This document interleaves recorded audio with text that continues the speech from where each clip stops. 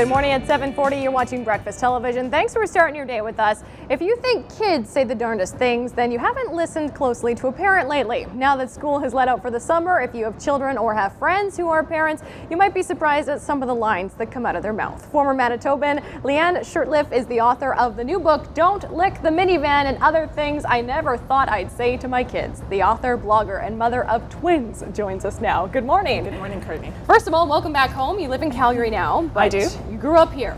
Starbuck, Eli area. I'm a farm girl. Awesome. Take the girl off the farm, but she's still a farm girl. That's right. Well, you use so much humor in this book, which is great. So tell us a little bit about it. What exactly is the book about? Well, the book is about the first 5 years of raising twins in my case. And the first year of that, or first 2 years, are in Bangkok, where my husband and I were living at the time. And Wow. we had our children there.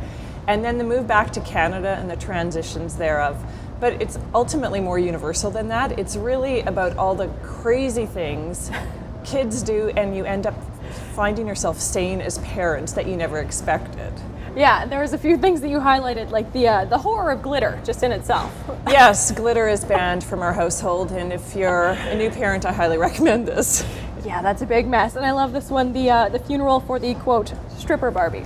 Yes, we had friends, I guess you could call them, who handed us down a Barbie doll, and it was a legitimate Barbie, but you pressed a button on her back and her skirt twirls. And it was a bit Linda Blairish from The Exorcist, but we called her stripper Barbie. So one night I'd had it, and on every International Women's Day I destroy one toy that I think is damaging to my daughter, and it was stripper Barbie's turn. She's gone to the big place in the sky. Oh, that's unfortunate. But every parent with small kids know the things they say, the things they get into, the toys that you have to deal with make for such a humorous involvement with them. So what made you want to start writing the book?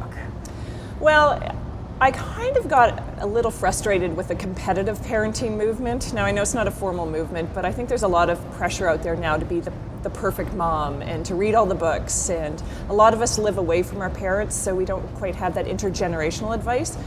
So at first I was trying to be a perfect parent and read everything and do everything right. Well, we all know humans are anything but, constant variables in data. Yes. So I just decided that, you know what, I was raised in a home with laughter, and if I could just find that place and throw out all the books on how to parent, I think I'd a much better place. So I kind of lowered my standards, but just tried to laugh at the non-major items, and that drove me a little less loopy. Yeah. Well, the whole book is written in a great humor, which is great. You keep it really light. Yes.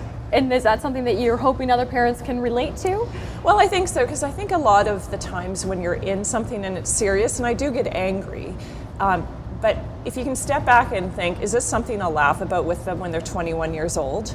And if it is, and I think if you can just step back and laugh, like I think of when my son, we were eating tacos and a mosquito landed on his hand, and he hit the mosquito and the taco just went everywhere, and there was this moment of silence where our mom and dad going to get really angry because this is a massive mess, and then we just burst out laughing because really taco flying everywhere is hilarious, and it's now a good family story as opposed to a bad family story. Well, and instead of getting mad, I mean, the taco was already spilled. Getting mad wouldn't clean it up. This is true. This is true. The taco was already a mess. Well, you have a book signing, 4 book signings coming up this weekend. I do. Tomorrow, Saturday, I am in Indigo, Keniston, 11 till 2, and then in St. Vital chapters from 2 to 4. And Sunday, chapters in Polo Festival on Empress, 11 to 1, and McNally Robinson, 2 to 4. Perfect. Well, there's lots of great chances to meet you and learn a little bit more about the book. There's hilarious little snippets throughout it, and I love the parenting tips that are not tips at all. Pretty facetious. They're hilarious, yeah. So coming up after the break, I'm going to ask you very quickly what your best and worst parenting advice is. So we'll give you a minute to think about that, and we'll be right back here on BT.